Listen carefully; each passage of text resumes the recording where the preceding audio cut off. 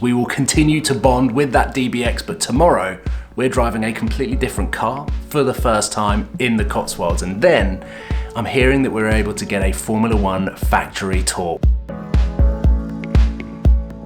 Welcome to day 2 of the UK road trip powered by Cora as we head south of Birmingham and head into the depths of the Cotswolds. The weather's perfect, the roads are beautiful, and today we're headed to Enstone, to the headquarters of the Alpine Formula One team. This is the first time that I've ever been here. This is where they specialise in the chassis and aerodynamics of the car. They also have a French headquarters where I believe, if I remember correctly, is where they develop the powertrain.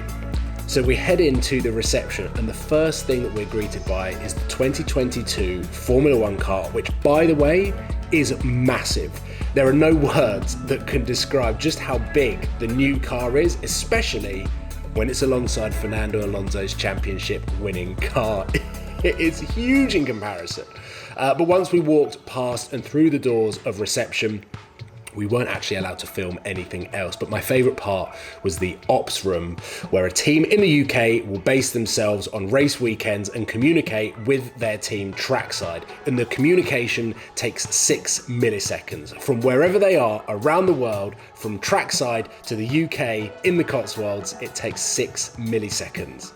And it was pretty amazing to be at the Alpine Formula One UK headquarters to drive an Alpine road car. Now I'm struggling to think of another manufacturer that is able to give a newbie the introduction to a brand such as what Alpine is capable of doing. We're out in the Cotswolds. I've just been to the factory where I have seen engineers working on the latest tech that will be implemented into this year's Formula One car that's going to go up against the likes of Lewis Hamilton, Max Verstappen and the Ferraris that seem to be leading the charge, to then hand me the keys to a road car that costs brand new sub £60,000. If you want to go into the entry-level A110, it's sub £50,000. This being the GT, you get a beautiful brown leather interior, you've got stunning details in the seats, an adjustable comfort bucket seat, and all of the gadgets and gizmos that you would want from a car that focuses on making you smile, making you feel as one with the car, a 2-seater sports car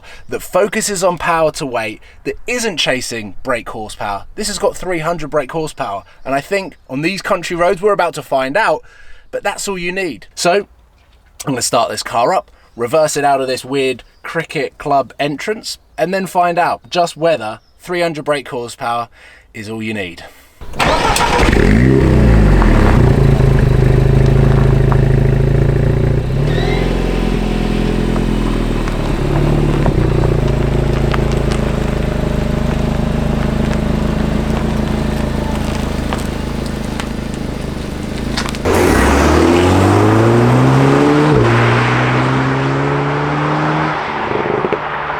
Join me for my first ever experience behind the wheel of an Alpine A110 GT with a Waitrose van hustling me along, because I want to keep it slow and steady so that I can then put it into sport, operate the gearbox in manual. There is no manual option. Alpine are confident with the gearbox that they've got in this car, and we're about to leave this Waitrose van for dust. Now, I don't have a GoPro on the behind, but let me just describe what this car is like as we hustle it along these country lanes.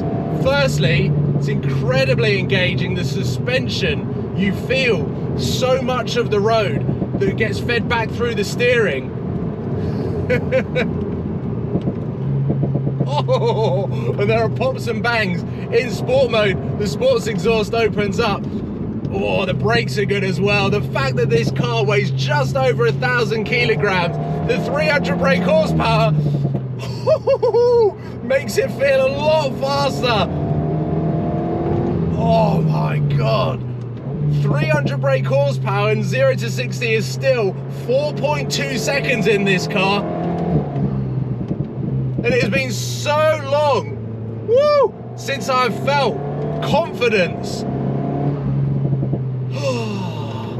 to get back into the enjoyment of driving. And I actually think, in a way, COVID has stopped me. Oh my God, okay, I'm coming in that. Too fast. That right there is something I haven't done really since pre-COVID.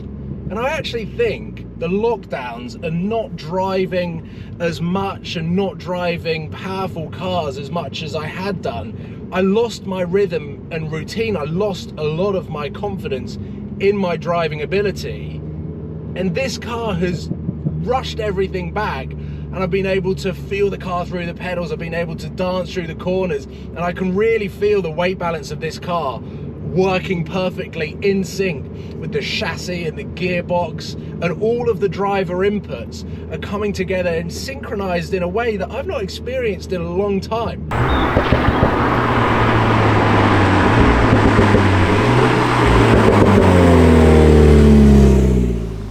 No messing around whatsoever. We have made the jump from the Alpine A110 GT, which I had around 45 minutes with, just to get an understanding and introduction to the car, but we've now swapped it out for a fire orange, beautifully painted A110S, the range topping, but still sub £60,000. We've got a burst of exterior color on the inside. We've got Alcantara everywhere. We've got this beautiful steering wheel as well. And we've got a phenomenal country road up ahead. And this car has the all-important carbon fiber aero pack, which adds over 150 kilo of aero. We've got a front lip, some clever underfloor aerodynamics, and the all-important rear wing, which makes the car more stable at high speeds, and that is thanks to the Alpine Formula 1 wind tunnel.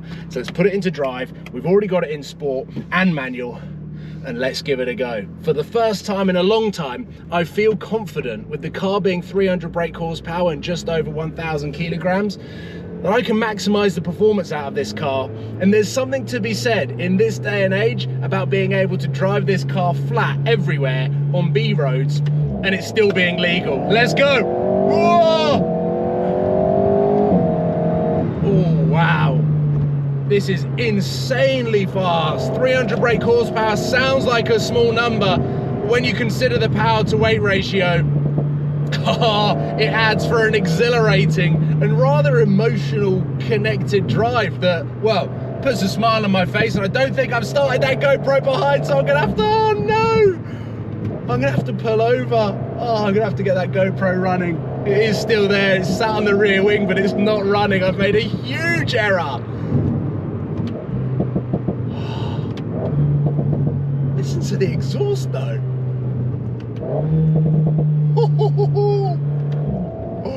Okay, here's a lay-by.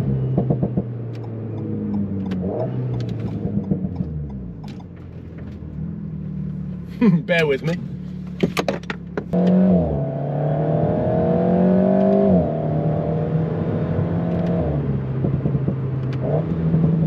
I'm struggling to think of another car in this world that has the same characteristics and driving dynamics of an Alpine A110. It is unique in the sense that it is a two-seater sports car, low slung, that makes you feel like this, that can drive as well as this. I'm driving and enjoying it so much more because I'm able to exert what I feel to be 60 to 70%, maybe even more, out of the car's performance. Whereas in this day and age, and the evolution of speed on road cars and focusing more on track times and Nürburgring lap times, you kind of lose the actual usable performance. And I was talking to someone the other day who was remembering when he had an old E92, maybe it was even an E46 M3 back in his 20s. And then he went and revisited the roads that he used to drive around in today's super sports car, which was a Lamborghini Huracan, I believe. And he was like, the roads have changed. The roads feel smaller, they feel more compact. You're encroaching on the speed limit so much faster in today's modern supercars, and even a lot of the super hot hatches, if you consider the RS3 and A45 and their performance, and they're a little bit more focused on being a daily driver. They can become monotonous in the sense that they do to the day-to-day A to B drives in comfort mode, like any other normal car. Whereas this, every time you get in it, the touch and the feel of the steering wheel, the pedals, the seating position, the bursts of color that you've got through here. This paint job, by the way, is phenomenal.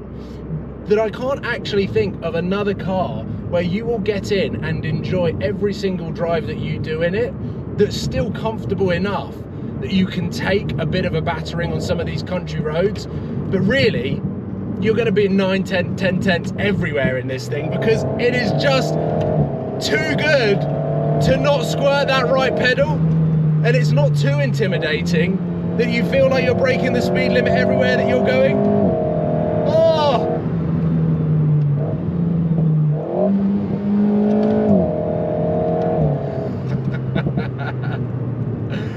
Now I hope we get a break in the traffic, because I've parked this car up at the side of the road, on a road that has cars going up and down it, but just through those trees there is the Alpine headquarters, and I'm very reluctant to actually hand the keys back to this thing, because here I actually get on with the looks of it. From behind, I'm not a fan. And I'd actually written this car off purely based on judging this car and the way that it drove by how it looked, which was a huge mistake, because that every single mile in that car was so much fun. We've got a couple of cyclists coming past right now. It is an incredible sports car that has accessible power and usable power on all of these roads that we have. And I think in this day and age, as I've touched upon throughout this video, cars are getting faster, cars are getting more and more ridiculous, is the way that I'd have to describe it. And to hear and see and experience a car manufacturer that have a Formula One team, that have a refreshing outlook on building a sports car, focusing on power to weight, not chasing brake horsepower and those kind of numbers, and producing an incredible sports car. And I think we've got a motorbike coming past here. He's flying.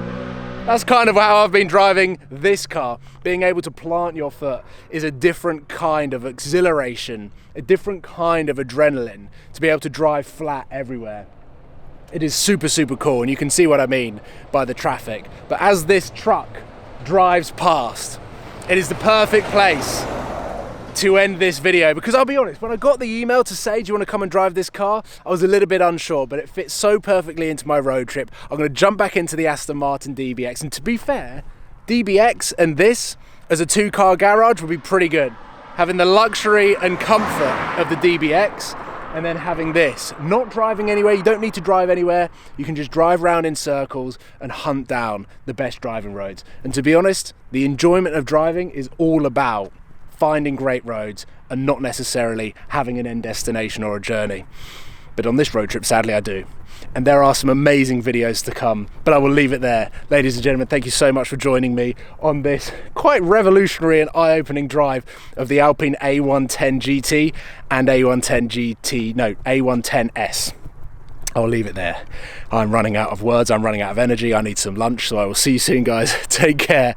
Goodbye. Oh, and also head into the link in the description. As you would have seen in yesterday's video and at the beginning of this video, this road trip is powered by Cora, and as I get further up north, I will be experiencing how those guys make it so easy for us UK drivers with all things car admin related. I will see you soon, guys. Take care. Goodbye. Oh my god, my arm is killing me.